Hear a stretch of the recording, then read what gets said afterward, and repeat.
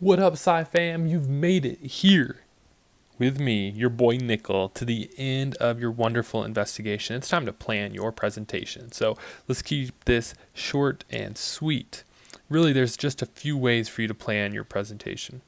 The goals here is I would love to hear you talk about what you learned.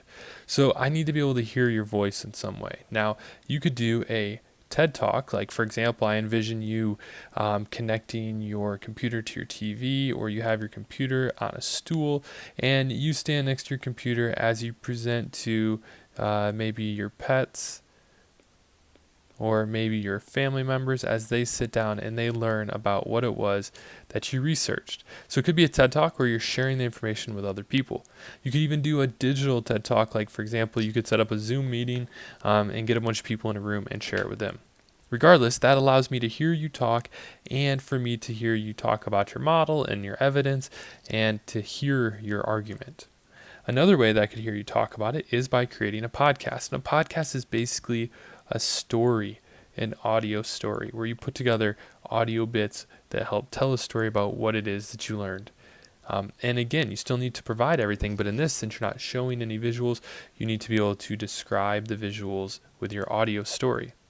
Another thing you could think about doing is think about all the YouTube videos that we've watched in science class and make one that would be able to be posted on one of those science YouTube channels. So usually there's like somebody standing there talking and then they cut to some type of like picture to show what's going on and explain something, or maybe even a video that helps explain something, and then they talk again, and then maybe they have like a song to end it with that relates to the topic. Another idea actually that I didn't put on here is you could make a music video. If you're maybe trying to teach something that you learned, you could make a music video with a song that you write, and you could create visuals or do something along the way, even just do a bunch of different pictures that go along with your music video and the lyrics to help teach what it is that you've discovered. And so another way that you could talk other than a YouTube science channel or a music video, a TED Talk, or a podcast would be just some type of slides presentation using Screencast. So you could get the Screencastify Chrome edition just by typing in Screencastify. Yeah, I think that's only going to let you record for like 5 to 10 minutes. So if your video is going to be longer than that, then I would suggest getting on WeVideo. And on WeVideo, there is a screencast feature that you can use to screencast yourself as you go through some different Google Slides.